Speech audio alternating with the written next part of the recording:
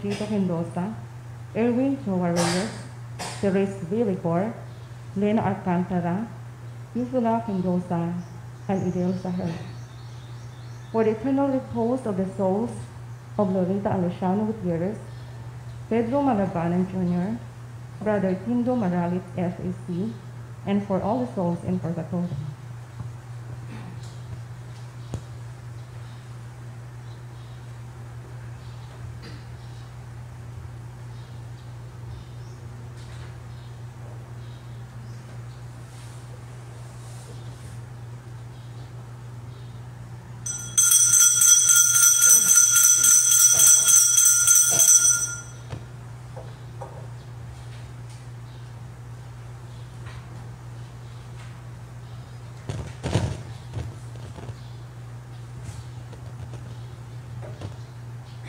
Diyos ko, ako'y saya sa atin, ang isip ko'y iyong alamin, kasalanan ko'y subukin, sa buhay na walang maliw, ako ay iyong akayin. Sa ngalan ng Ama, ng Anak at ng Espiritu Santo. Amen. Ang pagpapala ng ating Panginoong Jesucristo, ang pag-ibig ng Diyos Ama at ang pakikipagkaisa ng Espiritu Santo, naway sumainyong lahat. Mga kapatid, tinipon tayo bilang kaanib ng angkan ng Diyos, kaya dumulog tayo sa maawaing Panginoong nagpapatawad ng lubos. Sinugong tagapagpagaling sa mga nagsisisi, Panginoon, kaawaan mo kami. Dumating na tagapag-anyayang mga makasalanan ay magsisi, Kristo, kaawaan mo kami. Nakalukluka sa kanan ng Diyos Ama para ipamagitan kami. Panginoon, kaawaan mo kami. Kaawaan tayo ng makapangyarihang Diyos, patawarin tayo sa ating mga kasalanan at patnubayan tayo sa buhay na walang hanggan. Manalangin tayo. Ama naming makapangyarihan, pinananauli at pinahahalagahan mo ang wagas na katapatan. Itaguyod mo ang aming kalooban upang mahubog sa sigasig ng iyong Espiritu at maging matatag sa pananalig at masipag sa gawa ng pag-ibig sa pamamagitan ni Jesucristo kasama ng Espiritu Santo magpasawalang hanggan.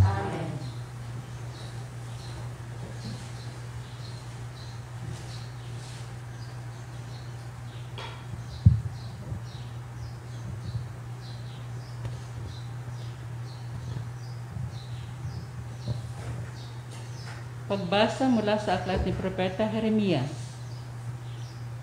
Diyos. Salamat sa Diyos. Mapalad ang umaasa sa Panginoon tuwin na. Mapalad ang umaasa sa Panginoon tuwin na. Mapalad ang taong hindi naaakit niyong masasama upang sundan niya ang kanilang payo't maling halimbawa. Hindi sumasama sa sinumang taong ang laging adikay. Pagtawanan lamang at hamak-hamakin ang Diyos na dakila. Nagagalak siyang laging magsaliksik ng banal na aral. Ang utos ng poon siyang binubulay sa gabi at araw. Ang katulad niya ay isang punong kahoy sa tabing batisan. Sariwa ang dahot, laging namumunga sa kapanahunan. At anumang gawin ay nakatitiyak na magtatagumpay. Mapalad ang umaasa sa Panginoon tuwin na. Ngunit ibang ang tao, ipa ang kawangis. Siya'y tatangay at naipapadpad kung hangi umihip. Sa taong matuwid ay Panginoon ang siyang mag-iingat. Ngunit kailanman ang mga masama ay mapapahamak.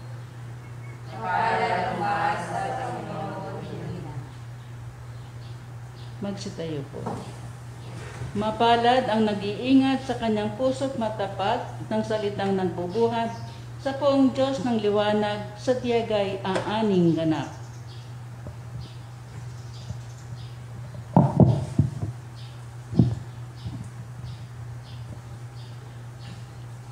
Sumainyo ang Panginoon. Ang mabuting balita ng Panginoon ayon kay San Lucas. Papuri sa iyo, Panginoon.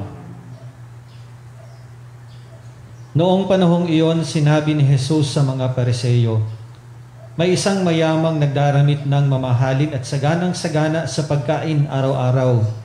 At may isa namang pulubing nagangalang Lazaro, tadtad ng sugat na nakalupasay sa may pintuan ng mayaman upang mamulot kahit mumong nauhulog mula sa hapag ng mayaman. At dooy nilalapitan siya ng aso at dinidilaan ang kanyang mga sugat. Namatay ang pulubi at dinala ng mga anghel sa piling ni Abraham.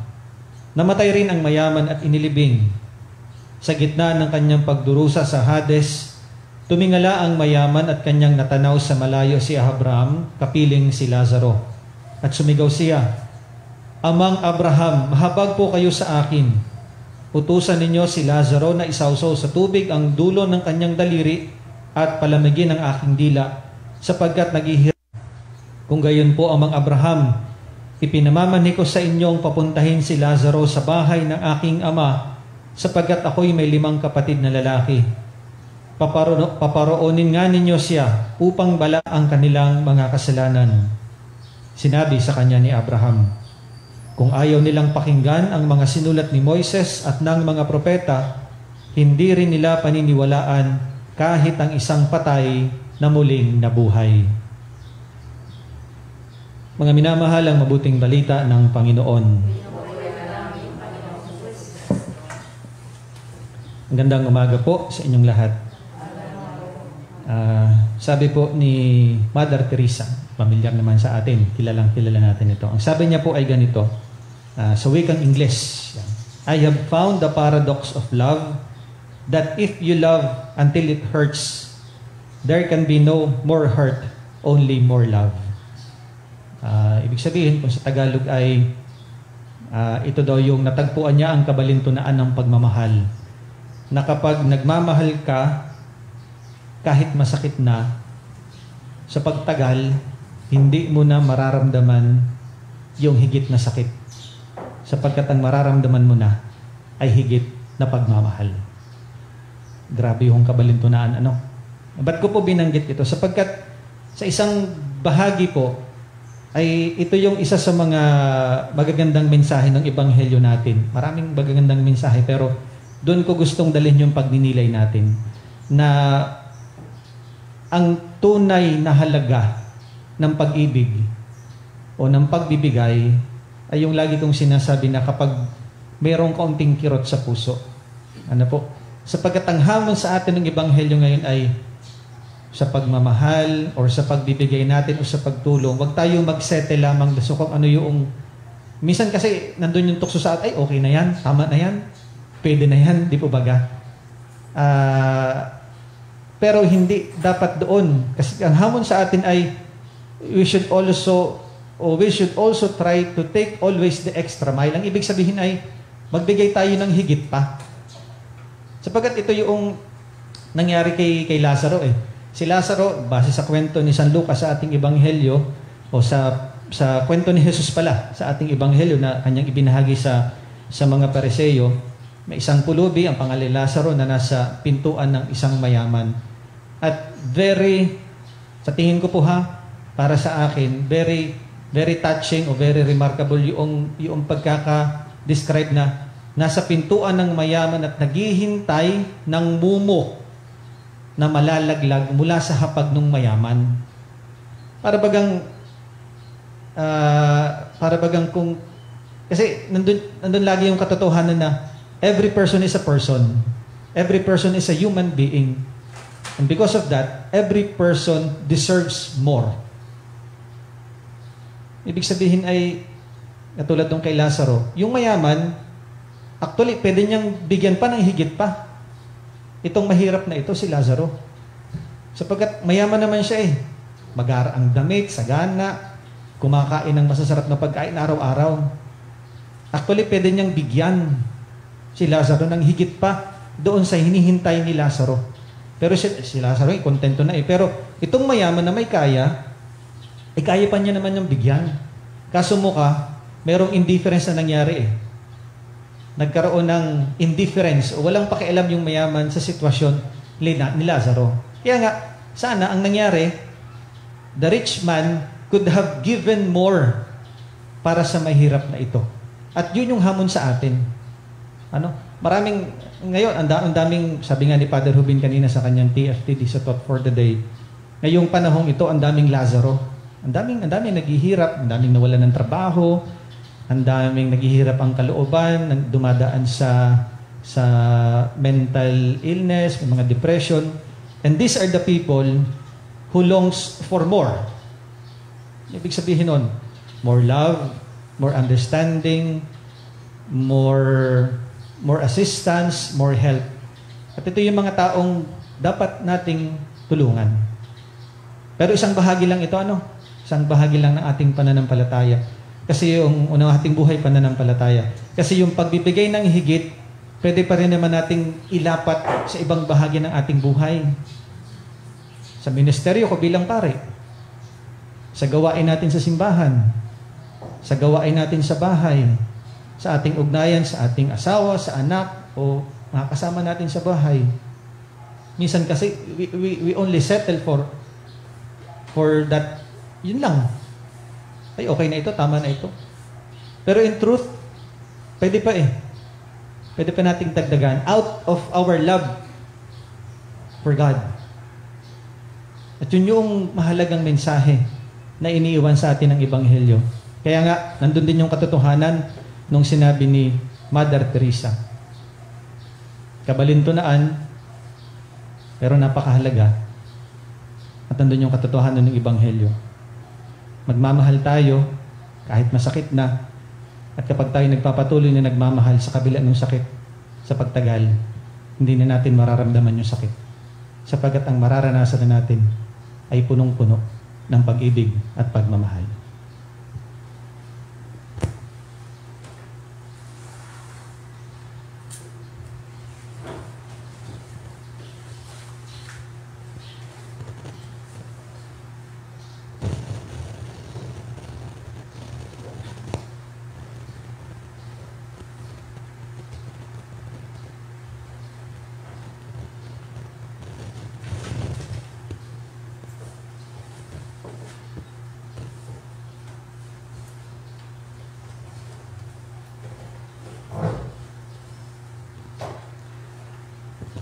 Kapuri-puri ka, Diyos, Amang lumikha sa sanlibutan sa iyong kagandahang loob.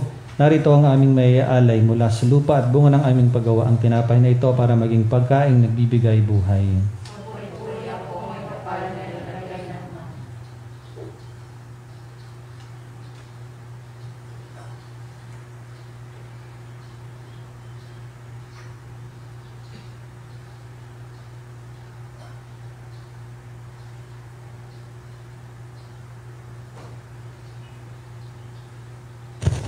Kapuri-puri ka, Diyos, sumang lumikha sa sanlibutan sa iyong kagandahang loob. Narito ang aming maiaalay mula sa katas ng ubas at bunga ng aming paggawa ang alak na ito para maging inuming nagbibigay ng iyong espiritu.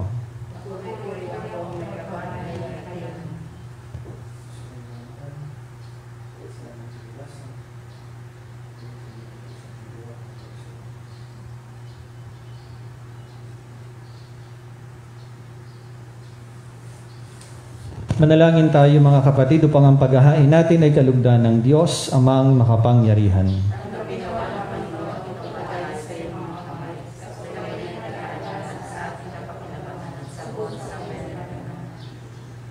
Ama naming lumikha, pabanalin mo sa paghahain ngayon ang aming 40 araw na paghahanda para sa pagkabuhay, upang ang ginaganap namin ay may saloob ng lubusan sa pamamagitan ni Hesukristo, kasama ng Espiritu Santo, magpasawalang hanggan. Sumayin niyo ang Panginoon. Itaas sa Diyos ang inyong puso at diwa. Pasalamatan natin ang Panginoong ating Diyos. Ama naming makapangyarihan, tunay ngang marapat na ikaw ay aming pasalamatan sa pamamagitan ni Hesukristo na aming Panginoon.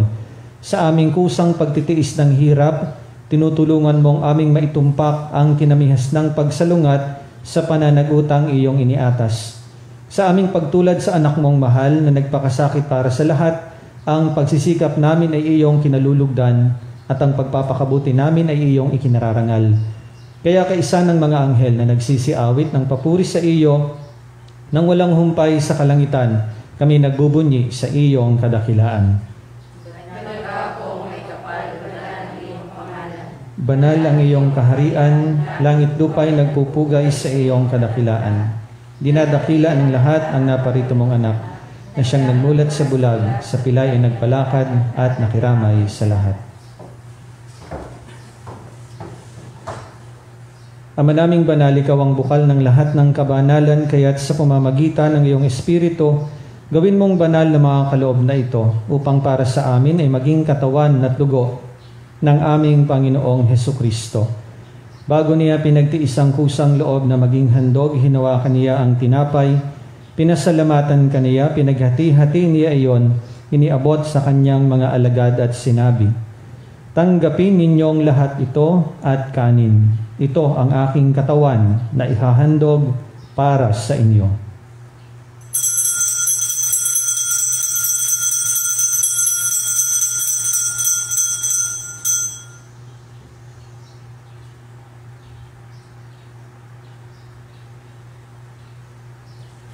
Gayon din naman noong matapos ang hapunan, hinawakan niya ang kalis, muli kaniyang pinasalamatan, iniabot niya ang kalis sa kaniyang mga alagad at sinabi, "Tanggapin ninyong lahat ito at inumin. Ito ang kalis ng aking dugo, ng bago at walang hanggang tipan.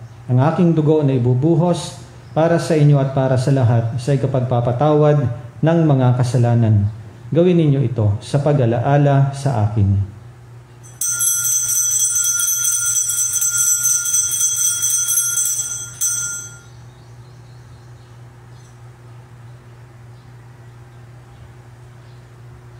Ipagbunyi natin ang misteryo ng pananampalataya. Si Kristo'y namatay, si Kristo'y nabuhay, si Kristo'y babalik sa wakas ng panahon. Ama, ginagawa namin ngayon ang pag-alaala sa pagkamatay at muling pagkabuhay ng iyong anak.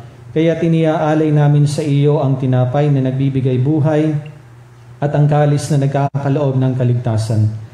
Kami nagpapasalamat dahil kami iyong minarapat na tumayo sa harap mo para maglingkod sa iyo. Isinasamo namin kaming magsasalo-salo sa katawan at dugo ni Kristo ay mabuklod sa pagkakaisa sa pamamagitan ng Espiritu Santo. Ama, lingapin mo ang iyong simbahang laganap sa buong daigdig. Puspusin mo kami sa pag-ibig kay isa ni Francisco na aming Santo Papa, ni Marcelino Antonio na aming Obispo at ng lahat ng kaparian. Alalahanin mo rin ang mga kapatid naming nahimlay nang may pag-asang sila'y muling mabubuhay, gayon din ang lahat ng mga pumanaw. Kaawaan mo sila at patuloyin sa iyong kaliwanagan.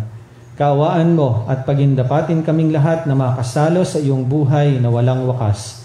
Kaisa ng mahal na Birheng Maria na ina ng Diyos, ni San Jose ang kanyang kabiyak ng puso, kaisa ng mga apostol at ng lahat ng mga banal na namuhay dito sa daigdig ng kalugod-lugod sa iyo, may pagdiwang nawa namin ang pagpupuri sa ikararangal mo sa pamamagitan ng iyong anak na aming Panginoong Hesukristo. Sa pamamagitan ni Kristo, kasama niya at sa Kanya, ang lahat ng parangal at papuri ay sa iyo, Diyos amang makapangyarihan, kasama ng Espiritu Santo magpasawalang hanggan. Sa tagubilin ng mga nakagagaling na utos at turo ni Jesus na Panginoon natin at Diyos, ipahayag natin ang lakas loob. Ama namin, sumasalangit ka, sambahin ang ngalan mo, mapasa amin ang kaharian mo, sundin ang loob mo, dito sa lupa para nang sa langit. Bigyan mo kami ngayon ng aming kakanin sa araw-araw, at patawarin mo kami sa aming mga sala, para nang pagpapatawad namin sa nagkakasala sa amin, at huwag mo kaming ipahintulot sa tukso at iadya mo kami sa lahat ng masama. Hinihiling namin kami iadya sa lahat ng masama pagkalooban ng kapayapaan araw-araw, iligtas sa kasalanan at ilayo sa lahat ng kapahamakan, samantalang aming pinananabikan ang dakilang araw ng pagpapahayag ng tagapagligtas naming si Hesukristo. Sapagkat sa iyo ang kaharian, ang kapangyarihan at ang kapurihan, magpakailanman. Amen. Panginoong Hesukristo, sinabi mo sa iyong mga apostol, kapayapaan ang iniiwan ko sa inyo, ang aking kapayapaan ang ibinibigay ko sa inyo. Tunghayan mo ang aming pananampalataya at huwag ang aming mga pagkakasala. Pagkalooban mo kami ng kapayapaan at pagkakaisa, ayon sa iyong kalooban, kasama ng Espiritu Santo, magpasawalang hanggan. Ang kapayapaan ng Panginoon ay laging sumainyo. Magbigayan kayo ng kapayapaan sa isa't isa.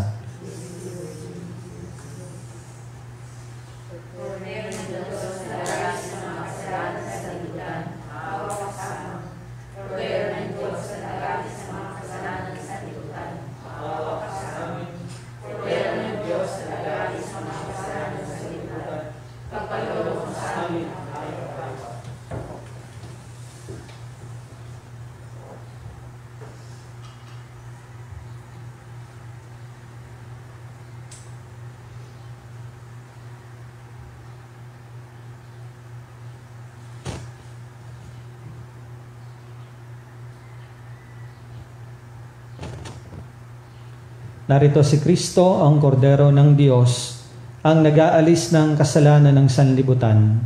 Mapalad ang mga inaanyayahan sa kanyang piging. Panginoon, hindi ako karapat-dapat na magpatuloy sa iyo, ngunit sa isang salita mo lamang ay gagaling na ako. Ipagsanggalang mo ako ng katawan at dugo ni Kristo para sa buhay na walang hanggan.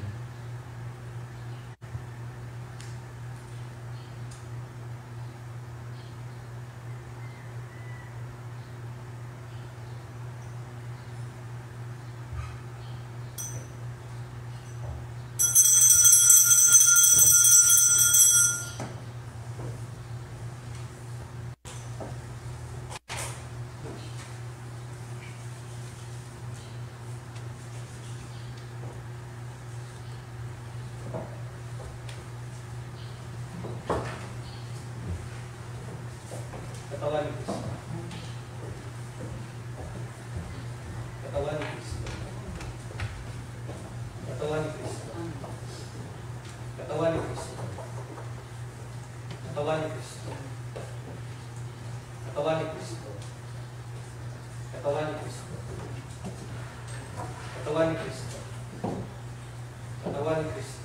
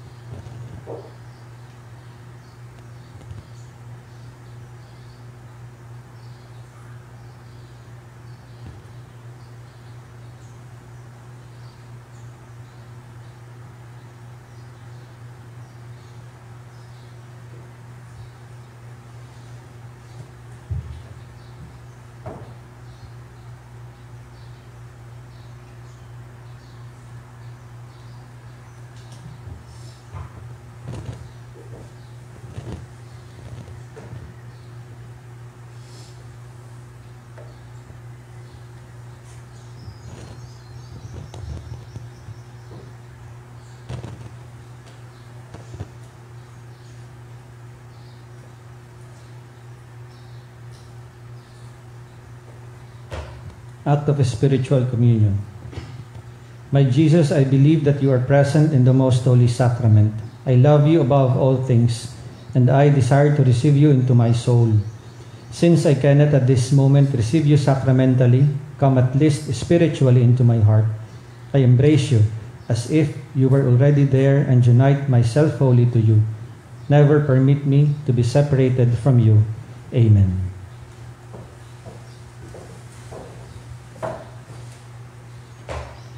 Manalangin tayo.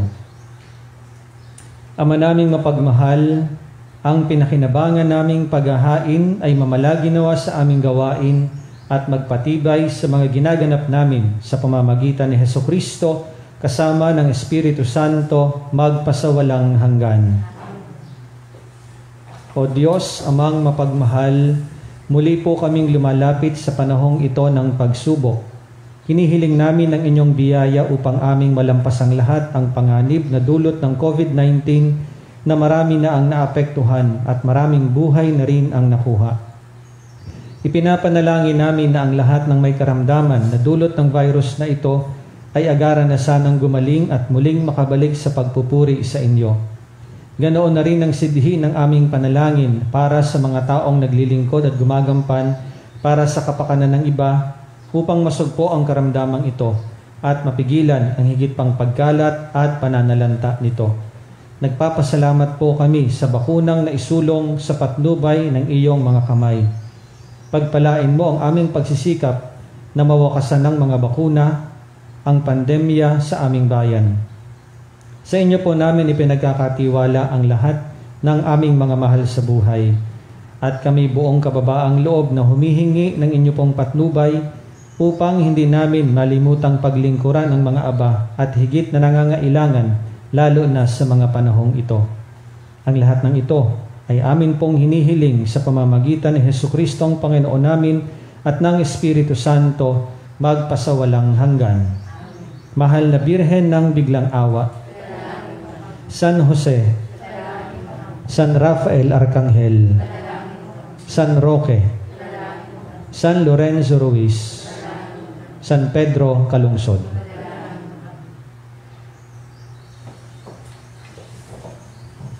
Sumainyo ang Panginoon at pagpalain kayong lahat ng makapangyarihang Diyos, Ama at Anak at Espiritu Santo. Amen. Tapos na ang pagdiriwang, humayo kayong mapayapa. Salamat sa Diyos.